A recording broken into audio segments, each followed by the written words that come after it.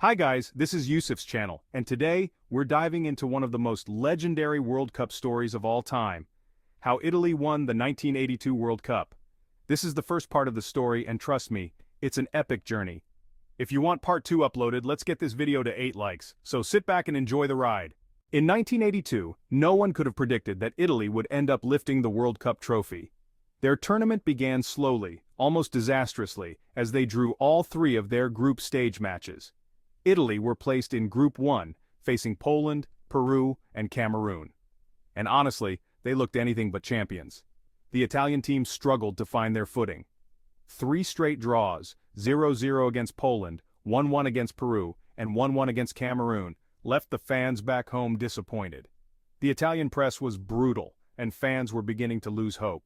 After all, if you can't beat teams like Peru and Cameroon convincingly, how would you ever stand a chance against the football powerhouses waiting later in the tournament? At the center of the storm was Paolo Rossi, Italy's forward who had recently returned to football after a 2-year ban due to his involvement in a match-fixing scandal. Rossi was supposed to be Italy's key player, the man to lead them to glory. But after his early performances, many wondered if he still had what it took. He seemed out of form, rusty, and lacking confidence. But there was one man who still believed. Enzo Bearzot, Italy's no-nonsense coach, refused to bow to the pressure. The Italian media was calling for changes, for fresh faces to replace Rossi and others, but Bearzot stuck to his guns. He had a vision for this team, and despite the shaky start, he wasn't ready to give up on his plan. Even though they had barely scraped through the group stage, Italy qualified for the next round. And this is where their story really begins.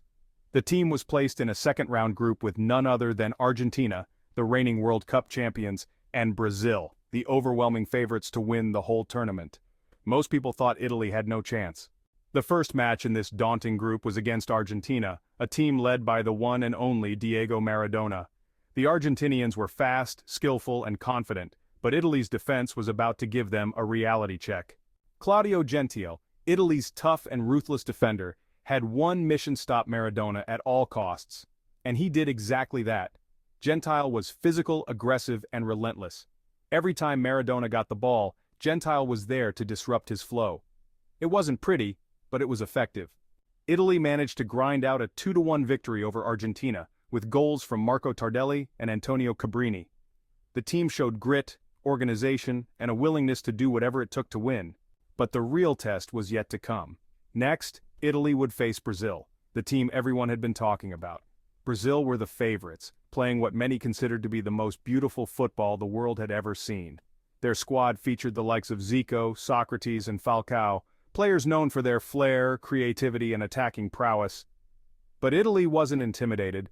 They had momentum after beating Argentina, and Paolo Rossi was about to remind the world why he was considered one of the best. Alright guys, that's it for the first part of how Italy shocked the world in 1982. If you want to see what happens next, including one of the greatest matches in World Cup history against Brazil, make sure to hit that like button. Let's get this video to 8 likes and I'll drop part 2. Thanks for watching and I'll see you in the next one.